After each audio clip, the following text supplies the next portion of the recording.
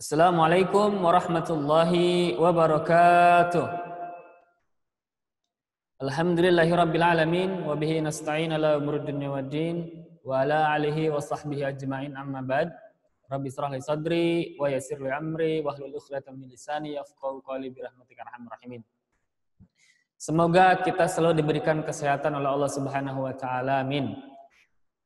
Agar kita selalu fokus, selalu semangat dalam pembelajaran online ini ya. Seperti biasa, sebelum kita mulai belajar, mari kita berdoa terlebih dahulu. Seperti sebelum-sebelumnya ya, semuanya ikuti. Bismillahirrahmanirrahim. Rabbi zidni ilma warzuqni fahma. Ya Allah, tambahkanlah aku ilmu dan tambahkanlah pemahaman kepadaku. Amin. Baik, kita mulai untuk pembelajaran IPA pada pertemuan kali ini. Seharusnya hari ini adalah jadwalnya Ustadz Ahmad. Ustadz untuk 7B bagiannya di hari Kamis ya. Akan tetapi ada satu hal dan lain hal sehingga bertukar jadwal ya. Jadi untuk seterusnya untuk 7B pembelajaran IPA adalah di hari Selasa jam kedua ini ya, jam setengah 10. Kemarin kita sudah belajar bab 2 terkait dengan abiotik, biotik ya, sebuah benda. Untuk mengulang, untuk mereview, Ustadz ingin mereview ya. Di sini Ustadz mau tanyakan, manusia itu benda atau bukan? Angkat tangan, voice-nya dibuka. Silahkan Syafiq Abimanyu. Voice-nya dinyalakan, Mas. Manusia adalah benda biotik. Nah, manusia adalah benda biotik. Apa itu biotik? Biotik adalah benda hidup. Ya, oke. Syafiq Abimanyu. Saya tulis ya.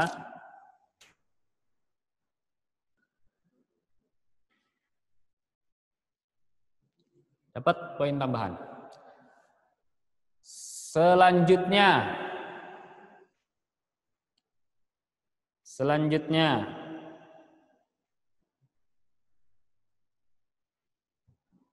Apa pengertian dari benda? Hands up. Hands up. Bisa ditampilkan, Mas, layar. Rifki Andika. Ya, kelas dulu nggak apa-apa. Rifki Andika. Benda adalah segala sesuatu yang ada di alam semesta yang memiliki wujud, bukan roh. Benda adalah segala semesta yang memiliki wujud. Naam. Rifki Andika, that's right ya. Rifki Andika. Oke, 5. Kita cari 3 lagi. Benda itu terbagi 2. Ada yang biotik, ada yang abiotik. Nah, yang biotik itu ada apa aja? Angkat tangan. Habibi Zaki. Yang meliputi makhluk hidup seperti manusia, hewan, dan tumbuhan. Manusia, hewan, dan tumbuhan. Sebentar. Manusia, hewan, dan tumbuhan. Ya, boleh. Habibi Zaki.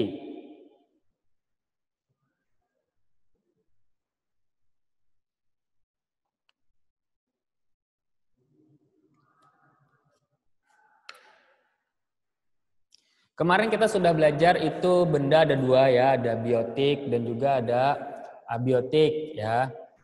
Untuk yang abiotiknya ada yang dari ilmu fisika ya terbagi menjadi benda, ada yang benda yang alamiah, kemudian benda yang kompleks, sederhana ya. Kemudian ada yang di kimianya, ada yang benda satu unsur, kemudian campuran ya. Dan kemudian untuk yang benda di biotiknya itu ada di ilmu biologi ya, ada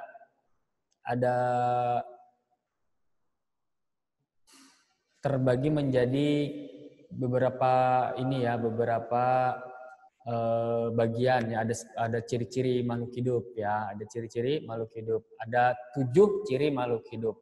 Nah, sekarang adalah yang keempat, sebutkan 3 saja. 3 ciri makhluk hidup. Yang belum. 3 ciri Samsi Al-Fajar. 3 ciri makhluk hidup. Bernafas, makan dan minum, tumbuh dan berkembang, bergerak, Ustaz. Ya, 4 ya disebutkan. That's right. Ustaz minta 3 disebutkan 4. Mantap ya. Syamsi Al-Fajar. Oke, terakhir. Nah, terakhir. Sebutkan 2 contoh benda kompleks. 2 contoh benda yang kompleks.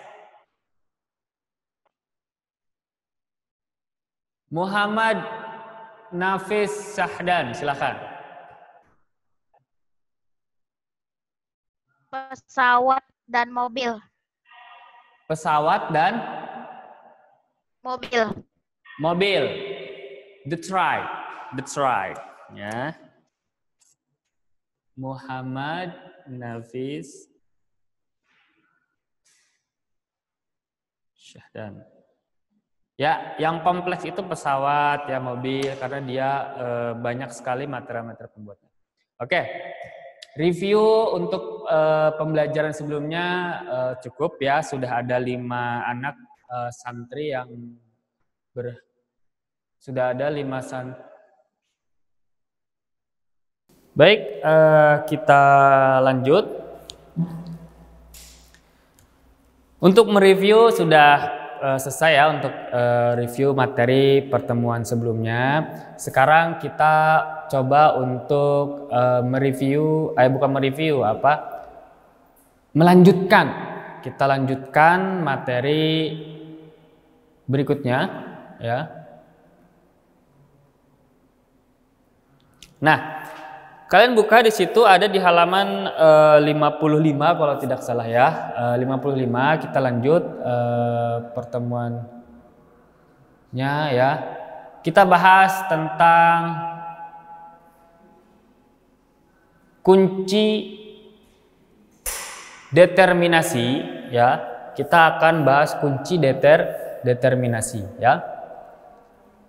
Kunci determinasi adalah kunci yang digunakan untuk menentukan film, kemudian atau divisi ya, film atau divisi, kemudian kelasnya, ordonya, familinya, gennya atau spesiesnya ya.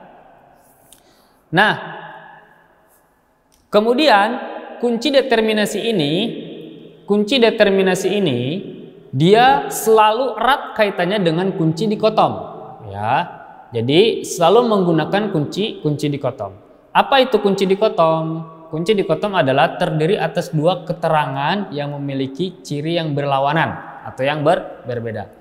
Kunci dikotom adalah 2 keterangan yang berlawanan atau yang berbeda ya.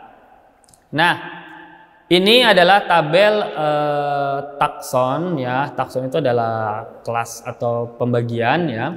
Ada takson hewan dan ada takson tumbuhan ya. Oh iya, kunci determinasi hanya dapat diaplikasikan untuk yang biotik ya, untuk yang biotik ya. Nah, di sini ada hewan, kemudian ada tumbuhan. Untuk hewan dan tumbuhan taksonnya sama dari kingdom sampai spesies. Yang berbeda hanya di bagian yang kedua, yaitu bagian filum dan divisi, ya. Untuk kingdom itu adalah kerajaan dunia.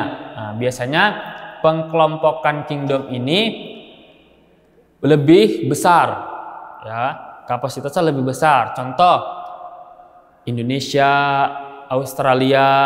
Contoh misalkan hewan yang ada di Australia, yaitu ada kanguru, ya. Sedangkan di Indonesia tidak ada kanguru, ya, adanya badak, ya. Seperti itu. Kemudian dari dunia, dari kerajaan, dia mengkerucut lagi ke divisi, ya. Setelah itu mengkerucut lagi ke kelas, klaster. Setelah itu mengkerucut lagi ke ordo atau bangsanya, ya. Ini bangsa berkaki 4, berkaki 2, ya. Kemudian sukunya. Oh, ini suku kuda, dari suku kucing, ya. Suku ikan. Nah, ini baru gennya, marganya nih. Ini kucing apa nih? Kucing rumahan, kucing liar, kucing yang bertaring panjang, ya. Kemudian terakhir yang paling spesifik itu adalah spesiesnya. Nah, ini spesies apa gitu, ya. Silahkan dicatat untuk kunci determinasinya, ya. Ini kalian hafalkan dan kalian ingat-ingat, nanti akan keluar di ulangan harian. Kalau misalkan ketika nyata tertinggal, nanti tidak apa-apa, bisa dilanjutkan, nanti Ustadz kirim PowerPoint-nya, ya, minta ke wali kelas. Kita lanjut. Di sini ada 2 contoh Ustadz berikan, ya. Ada 2 contoh Ustadz berikan, ya. Contoh yang pertama ini adalah determinasi, kunci determinasi dengan cara kunci dikotom. Lihat, dia bentuk kunci determinasi ini selalu menggunakan berurut, ya. Berurut dari yang umum, kemudian dipecah lagi sampai spesifik, ya. Kita ambil contoh di sini animalia, kemudian animalia ini bahasa Latinnya dari hewan, ya, animal, ya, hewan. Ini terbagi 2, ya. Jika kita menggunakan kunci determinasi, maka dia berbentuk seperti ini, ya. Tersusun, ya, terstruktur. Nah, kemudian selalu ada 2 pernyataan yang saling bertolak belakang, saling berbeda, atau saling cirinya berbeda, ya. Contoh di sini, animalia itu terbagi 2. Ada yang vertebrata dan ada yang invertebrata, ya. Ada yang bertulang belakang dan ada yang tidak bertulang belakang. Kemudian mengerucut lagi, ya, ya, dibagi lagi 2, ada yang ovipar, ada yang vivipar. Dibagi lagi, ada yang pembuahan internal, ada yang pembuahan eksternal, ya, seperti itu. Terus sampai ke spesies yang paling sedikit, ya, sampai yang paling sempit. Nah, itu berarti jika sudah sampai ujung, jika sudah sampai akhir, tidak bisa dibagi lagi. Nah, itu adalah kunci determinasi dengan cara dikotom, ya. Selalu ada dua perbedaan. Ustadz jelaskan di sini perbedaan dikotom dengan determinasi. Lihat papan tulis.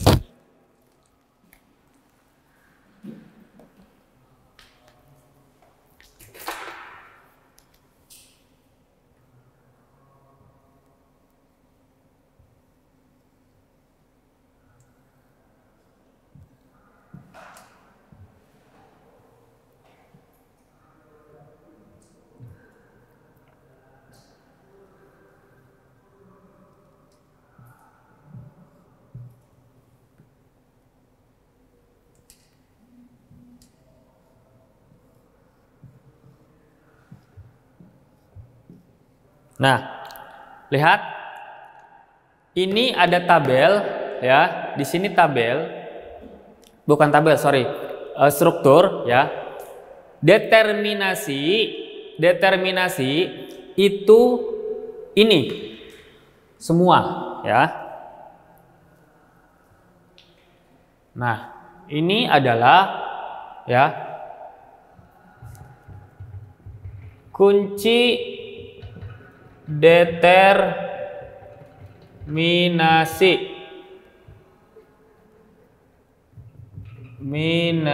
Nah, ini semua ini adalah kunci determinasi ya. Dari mulai yang umum animalia di sini. Kemudian dibagi lagi 2. Kemudian ini dibagi lagi 2. Kemudian ini dibagi lagi 2. Ini semua dari awal sampai akhir disebut dengan kunci determinasi. Lalu kunci dikotomnya mana? Nah, ini, kemudian ini, ya. Ini adalah kunci dikotom. Ya. Ini adalah kunci dikotomnya. Ya, kunci dikotomnya. 2, lihat nih. Selalu 1, 2. 1, 2. 1, 2. Nah, ini ada kunci dikotom, kunci dikotom, kunci dikotom. Gabungan dari kunci dikotom itu adalah membentuk kunci determinasi. Jadi, kunci determinasi itu selalu erat kaitannya dengan kunci dikotom. Jika di sini ada 3, maka ini salah, ya. Ini bukan dikotom, karena dikotom itu 2 keterangan yang berbeda atau bertolak belakang, ya. Jika 3 maka bukan dikotom, ya. Jadi jelas ya perbedaan antara determinasi dengan dikotom. Jika determinasi keseluruhan, jika dikotom hanya space-space-nya saja, 2 saja. Fahim tum? Fahimna, ha? Baik, kita kembali ke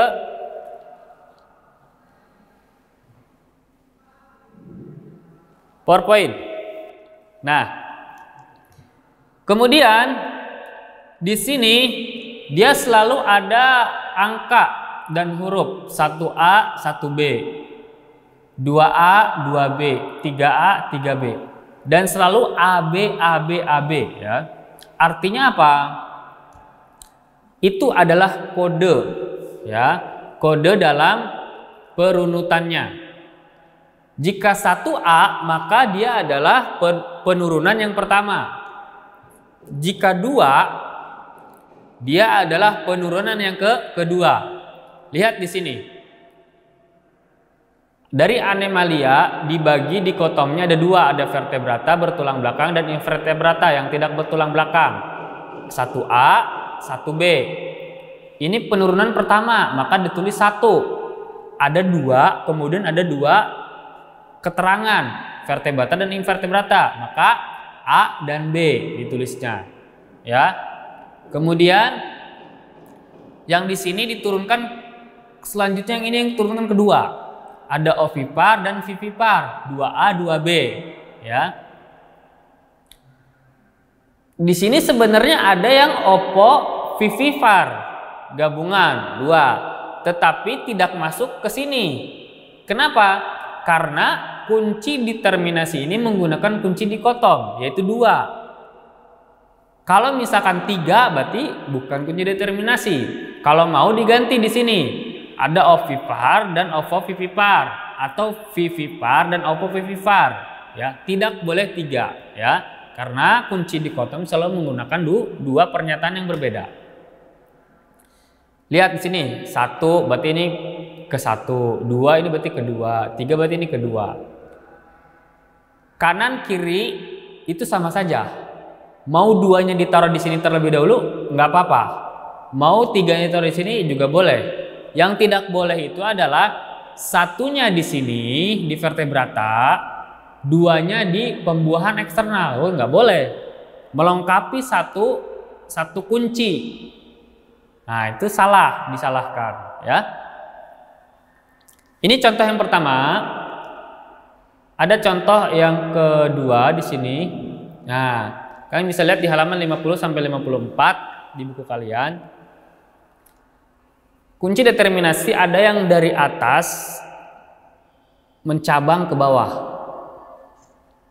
Juga ada yang dari samping mencabang ke kanan. Nah, ini contoh yang mencabang ke kanan. Sama. Dia selalu dua cabang terus. Lihat. Yang pertama ini dua cabang. Ya. Kalau yang ini tekniknya adalah umumnya ini, pusatnya ini disebutkan dulu apa saja nih. Ada padi, jagung, mangga, pinus ya. Semua buah-buahan ini kemudian dibagi dua.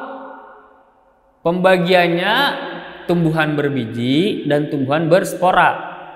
Sebenarnya bisa juga dibagi tumbuhan yang berbuah manis, tumbuhan yang berbuah tidak manis bisa juga, atau tumbuhan yang berbuah dengan tumbuhan yang tidak berbuah bisa juga.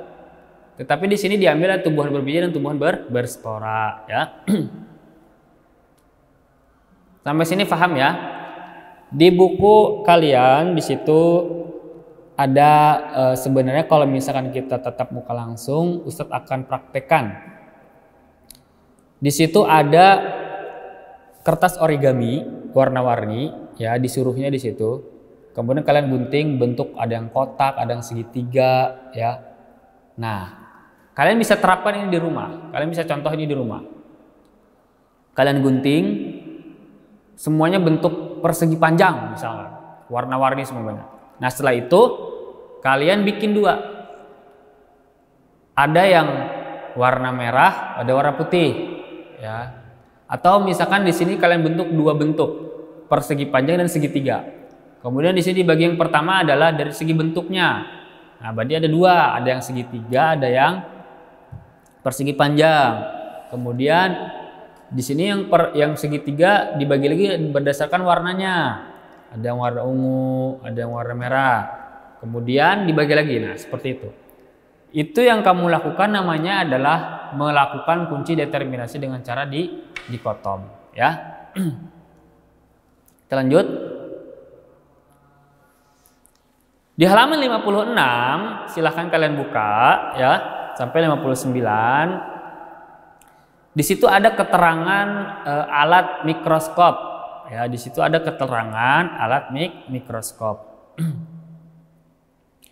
Nah, alat keterangan ini ya seharusnya kita praktik ya, kita praktik memperkenalkan alat. Akan tetapi karena kita dalam pembelajaran online, di sini Ustadz jelaskan bagian-bagiannya.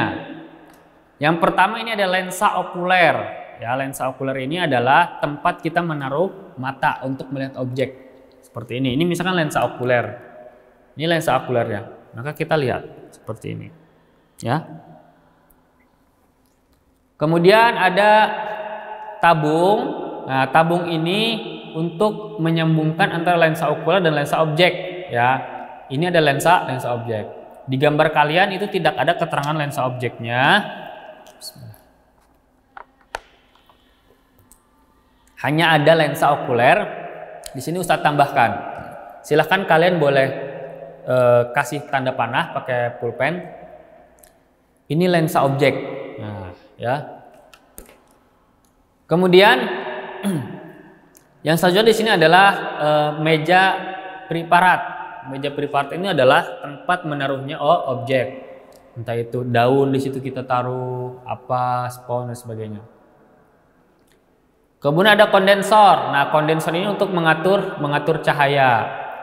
Kemudian ada diafragma. Diafragma ini adalah untuk mengatur cahaya juga ya, sama. Diafragma itu untuk mengatur cahaya, kondensator juga untuk mengatur cahaya ya, besar kecilnya ya dan sebagainya. Diafragma dalam mikroskop itu adalah untuk mengatur cahaya, tetapi diafragma dalam makhluk hidup itu adalah berbeda, bukan untuk mengatur cahaya, ada fungsinya tersendiri ya. Kemudian ini cermin. Kenapa ada cermin? Karena ini adalah mikroskop cahaya. Mikroskop cahaya itu menggunakan cahaya, jadi harus ada cermin untuk menangkap dan juga mengarahkan cahaya. Ya, jadi ini untuk mengarahkan cahaya. Kemudian ada kaki. Kaki ini untuk tundukan mikroskopnya agar dia berdiri tegak. Kemudian ada sendi inklinasi. Itu adalah untuk mengatur meja preparat, mau rata, mau miring, ya, itu menggunakan bagian ini. Kemudian ada penjepit objek dan pegangan kedua. Jadi ada penjepit di situ. Nih, ya, ada di sini dan juga di sini. Ada kiri dan kanan, dua. Untuk menjepit agar ketika ditaruh, dimiringkan seperti apapun tidak jatuh, ya. Dan ini adalah alat pegangannya, dipegang mikroskopnya. Jadi ketika membawa tidak boleh memegang lensanya, tidak boleh memegang kakinya, harus pegang ininya. Kenapa? Karena kalau kalian salah megang, kemudian tersenggol, jatuh, ya, itu berbahaya, merusak alat nanti. Karena ini mahal alatnya ya, ini mahal alatnya. Kemudian di sini ada skrup pengarah halus ya. Skrup pengarah halus ini adalah untuk memfokuskan lensa objek ini ya secara halus, menaik turunkan secara halus ya. Sedangkan untuk skrup pengarah kasar ini dengan cepat, dia cepat. Kalau yang bawah itu pelan-pelan, dia sedikit demi sedikit ya.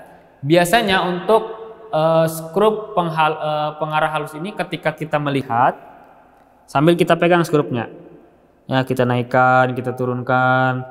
Nah, untuk yang pengaruh skrup yang kasar itu ketika kita mau memasukkan objeknya, maka kita gunakan pengarah kasar agar ditaikan ke atas, baru dimasukkan, terus turunkan, seperti itu ya, bedanya itu. Untuk keterangan lebih jelasnya bisa kalian lihat di halaman 56 dan sampai 59 ya. Bagian-bagian mikroskop ini kalian hafalkan ya. Akan keluar di ulangan harian insyaallah. Nah, kemudian setelah kita belajar kuncinya, kemudian kita belajar alatnya. Nah, sekarang kita objeknya kita pelajari. Di sini ada kingdom. Kingdom itu adalah kerajaan.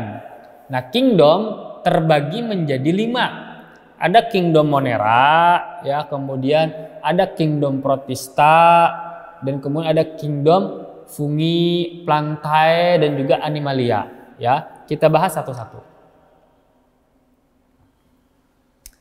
Di halaman 62 sampai 63 kalian bisa buka di situ, ada di situ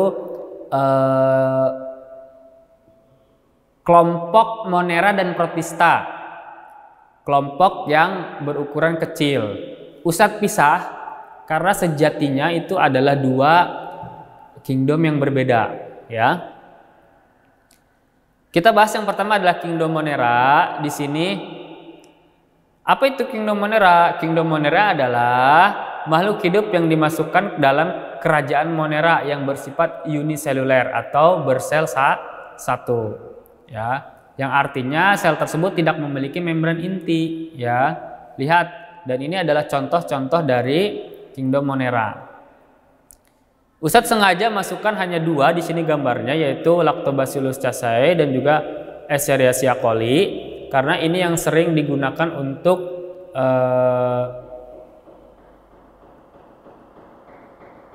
minum kesehatan ya. Ya, tetapi ada juga yang sangat berbahaya ya. Ada yang berbahaya, ada yang bisa dimanfaatkan, ada yang sangat berbahaya. Di halaman 62 sampai 63 itu banyak contoh-contohnya dari kingdom Monera ya. Kalian bisa dihafalkan itu semua, nanti akan keluar di ujian.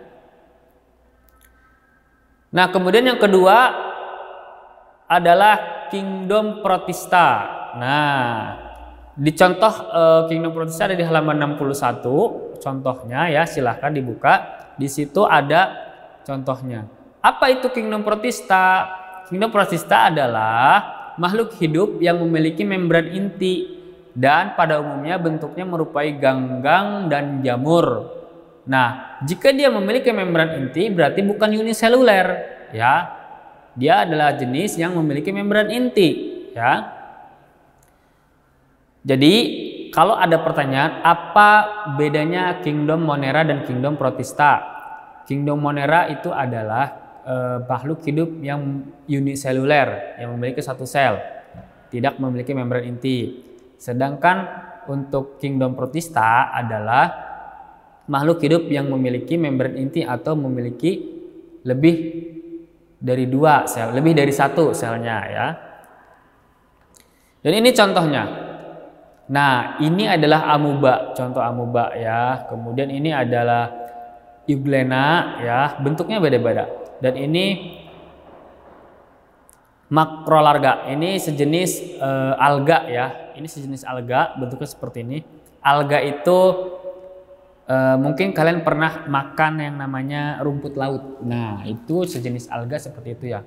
Ada yang alganya seperti ini, ada juga yang kayak daun ya, kayak daun ilalang. Itu adalah contoh-contoh dari protista. Dan makhluk protista ini, kingdom protista ini, dia mirip-mirip jamur dan mirip ganggang ya bentuknya. Apabila kita melihat di laut dasar, pedalaman laut, ada yang seperti rumput, jika dia memiliki jati hijau daun maka itu masuk ke plantae, bukan yang ke kingdom protista ya, seperti itu. Nah, kemudian di sini ada yang ketiga adalah kingdom fungi. Fungi itu adalah jamur. Kalian hafalkan Monera, protista, fungi atau jamur ya, itu hafalkan. Kemudian di sini ada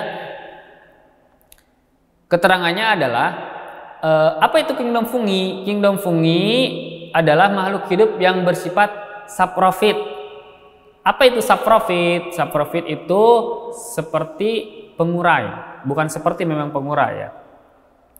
Yang memiliki sifat pengurai zat sisa-sisa makhluk hidup ya. Nah, jenis fungi tidak memiliki jati hijau daun, jadi dia tidak bisa membuat makanan sendiri. Jadi jamur itu tidak bisa membuat makanan sendiri, dia mengambil makanannya dari zat sisa-sisa makhluk hidup ya. Kemudian di sini adalah contoh jamur banyak ya, silahkan lihat sini. Di halaman 66 itu kalian ada contoh jamur yang bisa dikonsumsi ya. Jadi jamur itu juga ada pembagiannya banyak ya. Pada intinya jamur itu yang kita harus tahu itu ada yang bisa dimakan dan ada yang tidak bisa dimakan ya. Jamur yang bisa dimakan itu dia bentuknya tidak besar dan tidak kecil. Kemudian warnanya tidak cerah, tidak pucat. Ya. Cenderung kadang putih, coklat ya. Tidak hitam, warnanya tidak hitam ya. Dan juga tidak warna-warni seperti itu. Kemudian kita lanjut. Nah, di sini adalah kingdom plantae atau tumbuhan. Kingdom plantae terbagi menjadi 3. Ada yang jenis lumut, ada jenis paku-pakuan, dan ada jenis tumbuhan berbiji. Ya, ada jenis tumbuhan berbiji. Ya. Nah, untuk yang lumut itu ada jenisnya. Ada jenis lumut hati, lumut daun, dan lumut tanduk. Ya. Kemudian untuk yang paku-pakuan itu ada 4 jenisnya. Ada paku purba, kemudian ada paku kawat, ya, ada paku ekor kuda, ada paku sejati. Ya. Nah, ini paku sejati ini seperti ini contohnya. Jika kalian ingin tahu contoh-contohnya bisa kalian searching di Google contoh dari semua paku ini. Kemudian yang ketiga adalah tumbuhan berbiji. Tumbuhan berbiji terbagi dua. Ada yang biji terbuka dan ada biji yang tertutup, ya. Biji terbuka itu contohnya mangga, kemudian kacang-kacangan, ya, baik kedelai, kacang merah, kacang putih, kacang panjang, buncis, ya. Dia contoh biji terbuka. Kemudian contoh biji tertutup banyak juga. Contoh ada salak, biji salak, ya. Biji salak ketika dia tumbuh dia tetap menggumpal, tetap bulat. Kemudian nanti akan tumbuh bakal pohonnya itu di ujung, ya. Seperti itu. Kemudian kelapa, ya. Kemudian kurma. Nah, itu contoh dari biji tertutup. Kalian tulis contoh-contohnya, ya. Jadi biji terbuka itu contohnya mangga, kemudian alpukat, jenis kacang-kacangan, ya. Itu biji terbuka. Kemudian biji tertutup, ya. Contohnya juga banyak, ya. Ada salak, kemudian kelapa, ya, kurma, kalian tulis.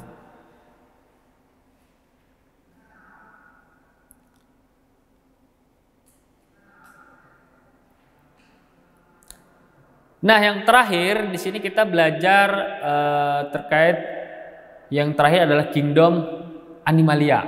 Nah, kingdom animalia di sini terbagi menjadi dua, ya. Ada yang vertebrata dan ada yang avertebrata atau invertebrata. Kadang kita sebutnya invertebrata atau avertebrata. Nah, terbagi dua di sini ada yang tidak bertulang belakang, itu lebih banyak insekta, ya, atau serangga, ya, serangga. Lihat di sini banyak sekali serangga, ya, ada capung, semut, kemudian cacing, kemudian banyak, ya, tidak hanya serangga saja, tidak hanya insekta saja. Untuk yang tidak bertulang belakang, ya. Kemudian untuk yang vertebrata di sini adalah hewan atau makhluk hidup yang memiliki tulang belakang. Contohnya amfibi, kadal, katak, ya. Kemudian ikan, ya, ada ikan emas, ikan piranha, ya, dan sebagainya. Kemudian manusia, ya, manusia juga termasuk ke dalam golongan makhluk hidup yang vertebrata, yang bertulang belakang. Kemudian pengerat, ya, ada tikus, marmut, ya, kemudian tikus tanah. Dan ada juga ikan mamalia, ya, yang menyusui, ya, itu ada paus, harimau, kucing menyusui, ya. Kemudian ada burung, ya. Jadi jenis-jenis unggas itu semuanya bertulang belakang. Termasuk penguin itu juga jenis yang memiliki tulang belakang, ya, vertebrata, ya. Nah, ini semua kalian pelajari, ya, kalian ingat-ingat, ya, kalian ingat-ingat dari mulai kingdom Monera sampai dengan kingdom Animalia. Ada 5, kalian pelajari di rumah. Yang tidak paham bisa silahkan tanya ke Ustadz, ya. Insya Allah aktif selama itu pertanyaan pembelajaran, insya Allah akan selalu aktif, ya. Nah, pembelajaran kita di pertemuan kali ini sudah selesai, ya, untuk bab 2. Siap-siap nanti pertemuan selanjutnya kita akan adakan ulangan harian. Ya, pelajari yang sudah ada di PowerPoint, yang ada di catatan kamu, ya. Hari ini tidak ada challenge pertanyaan. Tidak ada challenge pertanyaan. Hari ini gantian. Ustadz mau gantian. Silahkan kalian ajukan pertanyaan yang pertanyaannya bagus, ya. Ustadz catat. Ya, yang pertanyaan bagus ya. Melalui chat ya. Melalui chat.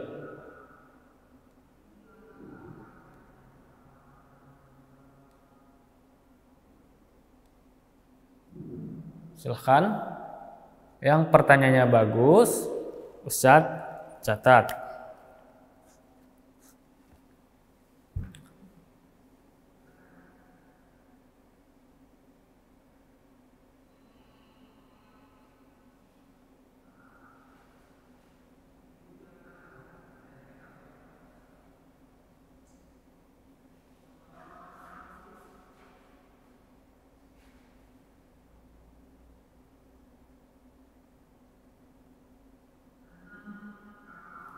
Pertanyaannya jangan pertanyaan yang ecek-ecek ya. Pertanyaan yang lebih ilmiah ya. Yang lebih ilmiah, kemudian juga yang masuk ke dalam materi kita ya. Jangan bertanya apa kabar Ustadz? Insya Allah baik ya. Insya Allah baik ya. Mungkin mukodimah itu nggak apa-apa ya, silahkan. Tapi langsung saja pertanyaannya langsung ke materi ya.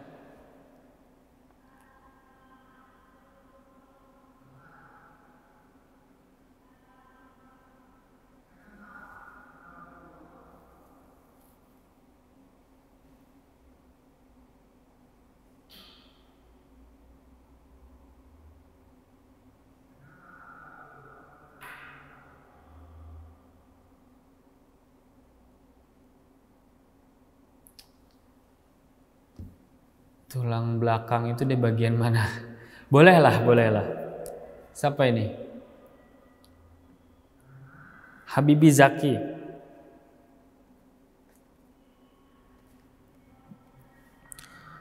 Tulang belakang itu di bagian mana? Ya, yang namanya bertulang belakang atau vertebrata ya, kalian bisa lihat. Kalau di manusia ada di sini, ya, di sini. Ya, itu tulang belakang. Ya, ada di belakang sini, pundak ya. Kalau di ikan, kalian kalau suka makan ikan atau pernah makan ikan, pasti ketika digoreng itu ada tulang-tulangnya. Ada yang tulang panjang-panjang ke samping ya, itu tulang rusuknya. Nah, tulang belakang itu apa? Yang lurus dari kepala sampai ke ekor. Nah, itu tulang belakangnya. Itu di ikan. Semua ikan begitu tulangnya. Kemudian hewan yang kaki 4, tulang belakangnya di mana? Tulang belakang hewan kaki 4 itu dari mulai kepala sampai lurus ke ekor. Ya, lurus. Nyambung. Ya. Itu yang kaki 4 ya. Jadi tulang belakang itu yang nyambung dari kepala sampai ekor, baik itu mamalia, manusia, kemudian ikan, ya, burung, itu nyambung dari kepala sampai ekor. Itu namanya tulang belakang. Itu namanya vertebrata. Beda dengan invertebrata. Contohnya adalah nyamuk atau semut atau kecoa. Jika kalian praktik atau jika kalian patahkan kepalanya, kalian tarik, di situ tidak ada tulang, ya, di situ tidak ada tulang. Di situ hanya ada sejenis gel, ya. Sebenarnya bukan gel namanya ya, tapi seperti gel. Itu bukan tulang, ya. Beda dengan vertebrata. Vertebrata itu dari mulai kepala sampai ke ekor nyambung tulangnya. Itu disebut tulang belakang. That's right.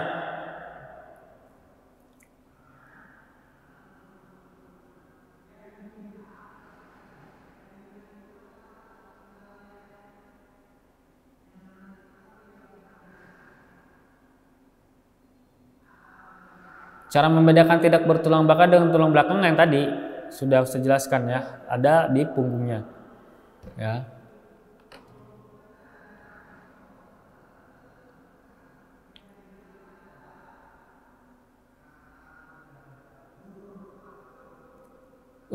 Kingdom ada dua, apa saja? Kingdom itu ada dua pembagian, ya. Ada jenis hewan dan ada jenis tumbuhan. Tadi sudah ada tabelnya tuh, hewan dan tumbuhan, ya. Secara pembagiannya, kingdom itu ada 5. Kalau pembagian dua itu berdasarkan makhluknya. Ada yang hewan, ada yang tumbuhan. Nah, kalau kingdom secara umum itu ada 5. Ada Monera, Protista, ya, kemudian fungi, kemudian plantae sama animalia. Yang masuk ke tumbuhan termasuk ke dalam fungi dan plantae. Yang masuk ke dalam hewan adalah 3, Monera, Protista, dan animalia. Ya.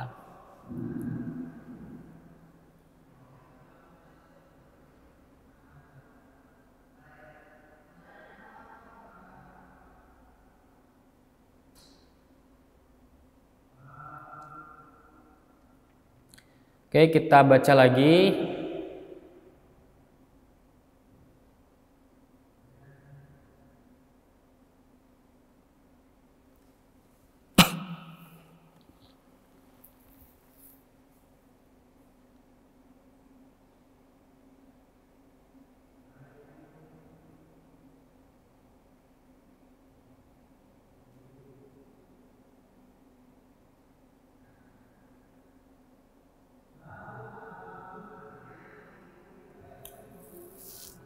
Oke, lumayan bagus nih pertanyaan dari Nafis Syahdan.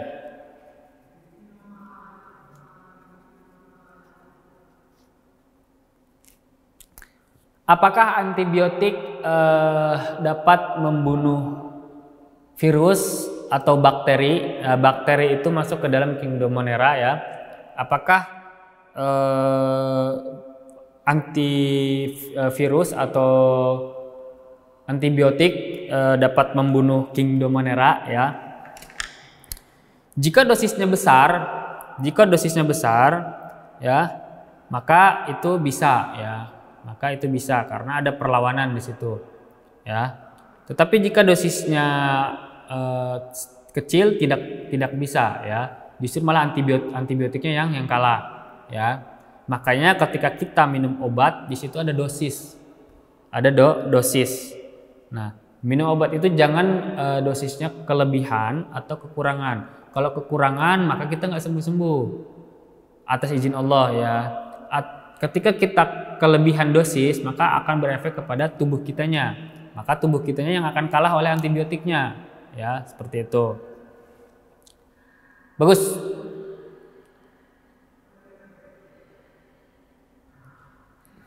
Nah, bagus nih.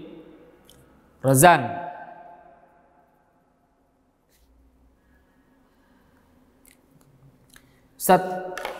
Virus, nih kita lagi banyak virus nih, Virus itu masuk kingdom mana, Kingdom Monera, Animalia, Plantae, Protista, atau fungi, Nah, kita lihat virusnya itu dulu, ya.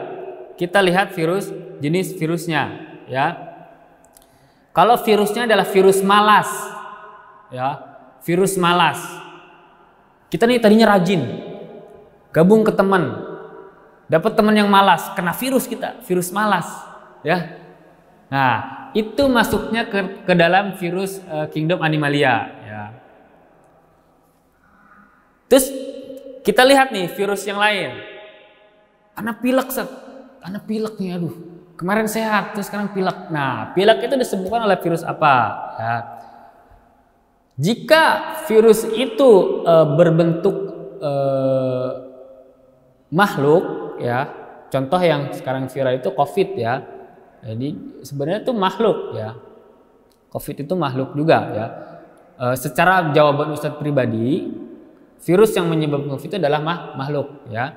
Nah, itu masuk kemana? Makhluknya itu berukuran kecil, mini, ya, mikro bahkan. Nah, itu masuk ke dalam kingdom Monera, ya, kingdom Monera, seperti itu, ya. Berbeda ya jika virusnya rajin nih, saya sudah rajin masuk ke kelompok orang yang malas. Aduh, jadi ikut malas. Nah, itu berarti virusnya masuk ke animalia ya, virus manusia itu ya. Itu jenis virusnya ya. Dan harus segera dikasih antibodi ya, yaitu dipisahkan ya. Seperti itu. Berbeda ya. Jadi tergantung virusnya dulu apa ya. Bagus.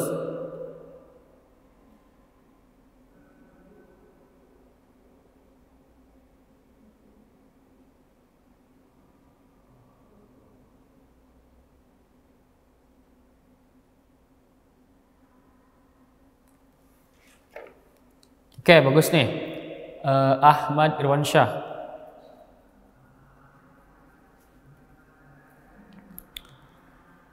Kingdom itu terbagi menjadi 5. Apakah setelah itu ada kingdom lain?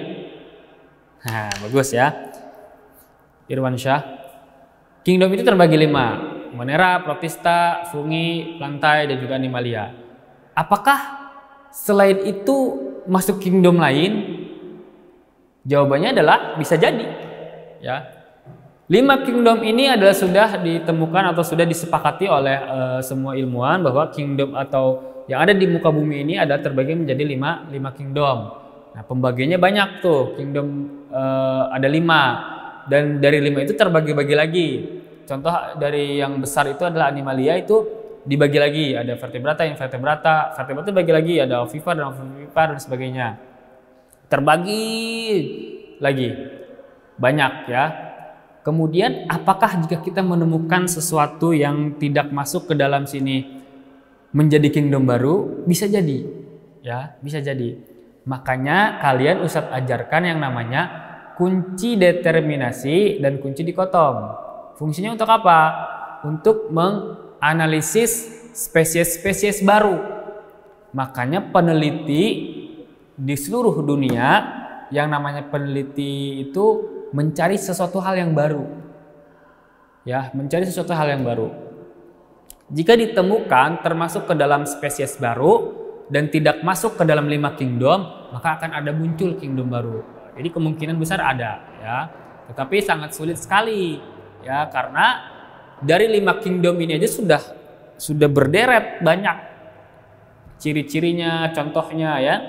Nah, kecuali misalkan ketika keluar angkasa ke bulan, kemudian di bulan melihat ada makhluk ciptaan Allah juga misalkan ya, kemudian diteliti tidak sama dengan kingdom yang 5, bisa masuk ya. Bagus ya. Irwansyah, kalau misalkan bisa menemukan kingdom baru ya, Ustadz kasih nilai A+, nggak usah belajar 1 semester ya. Lanjut, ada 1, 2, 3, 4, 5 terakhir ya, ini pertanyaan terakhir ya.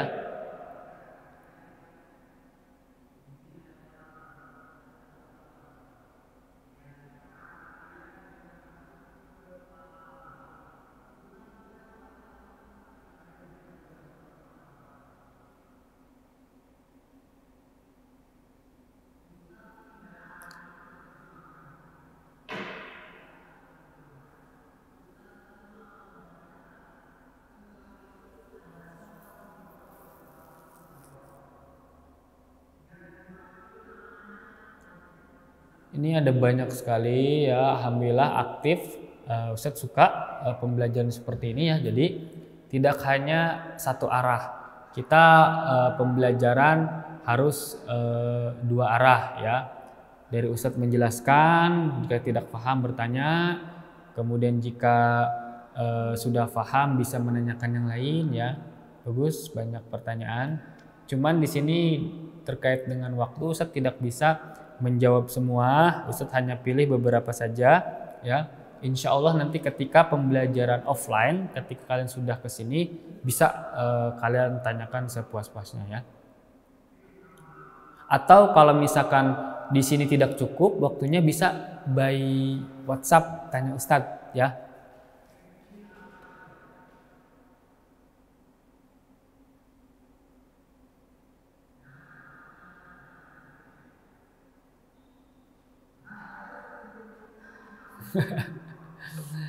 Ini kamu Nafis,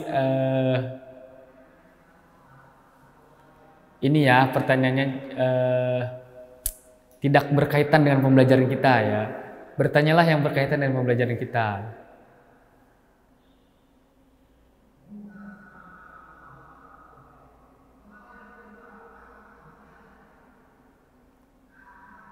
Sudah ya. Oh ini mungkin ada satu lagi.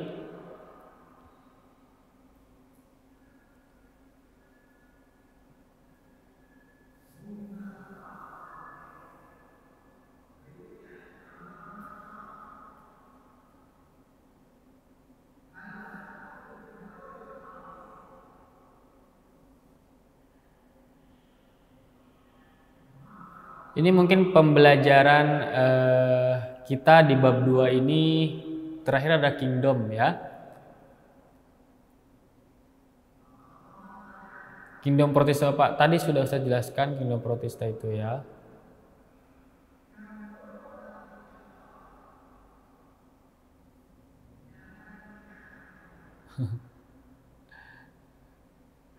Pertanyaannya luar biasa ya.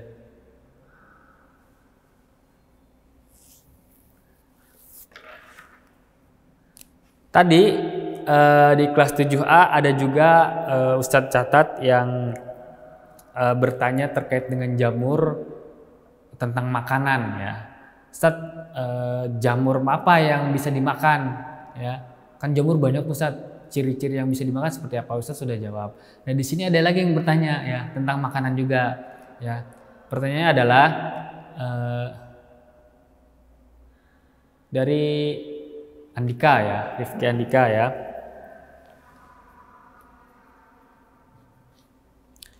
Ustadz, apa perbedaan antara makanan yang berjamur dengan yang tidak berjamur? Ya, nanti Ustadz tambahkan jamur apa yang bisa dimakan dan tidak bisa dimakan. Ya. Perbedaannya jelas sangat berbeda ya. Mungkin di sini apa perbedaan antara makanan yang berjamur dengan yang tidak? Maksudnya makanan itu bisa berjamur dan tidak bisa berjamur mungkin ya. Karena kalau makanan yang berjamur dengan makanan yang tidak berjamur ya berbeda.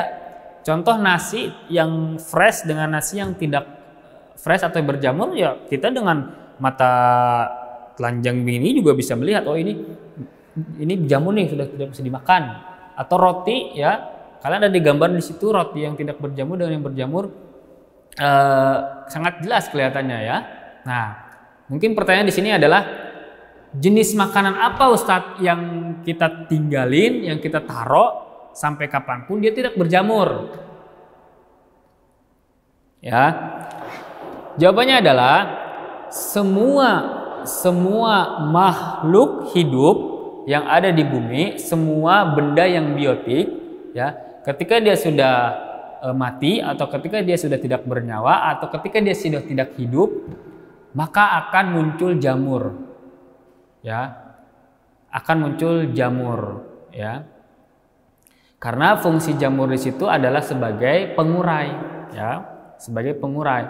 Jadi pengurai itu ada dari kingdom Monera dan ada dari kingdom Fungi ya. Kalau kingdom Monera itu pengurainya seperti kayak belatung, kemudian ya sejenis itulah ya. Kalau untuk dari kingdom Fungi ya itu dia berjamur ya. Contohnya dari tumbuhan yang berdaun putih, berdaun merah, berdaun hijau ya. Ketika dia sudah mati maka dia akan berjamur. Jamurnya berbeda-beda. Ada jamur yang sangat kecil, ada yang jamur yang bisa kita lihat, ya, ada jamur yang bermanfaat ya. Nah, lalu bagaimana ada atau tidak Ustadz benda atau makanan yang tidak berjamur? Ada ya. Pada dasarnya semua benda yang ada di makhluk ini itu ketika sudah tidak memiliki pertumbuhan, ciri-ciri tumbuh, ciri-ciri makhluk hidup, maka dia akan berjamur ya. Jamurnya beda-beda ya, ada jamur yang kecil ini. Lalu ada nggak yang tidak berjamur Ustaz? Ada ya, ada. Apa itu Ustaz? Bisa nasi, bisa roti, bisa tempe, bisa kayu, ya. Bisa. Loh, kenapa bisa Ustadz? Ditambahkan satu zat. Ditambahkan satu zat yang namanya zat pengawet, ya. Maka dan berbahaya tapi jika zat pengawet yang digunakan untuk makanan. Contoh yang lagi viral-viral tahun 2019 ke belakang, ya. Ada yang menggunakan pengawet, jadi makanan menggunakan pengawet. Ada yang menggunakan boraks, ya. Ada pewarna tekstil, ya. Nah, itu memang mengawetkan makanan, dia tidak akan berjamur. Tetapi berbahaya untuk dikonsumsi oleh manusia, ya. Berbahaya.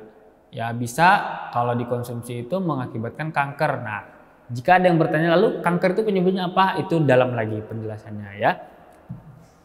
Baik, waktu kita sudah habis. Insya Allah di bab 2 ini sudah selesai kita bahas, ya. Jangan lupa tugasnya dikerjakan, dicatat, kemudian dikirim ke email. Sekarang tugas kirim ke email, ya, semuanya, ya. Kalau ada pertanyaan boleh tanyakan langsung ke WhatsApp Ustadz, ya.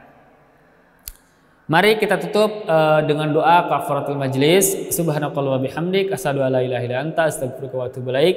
Wassalamualaikum warahmatullahi wabarakatuh.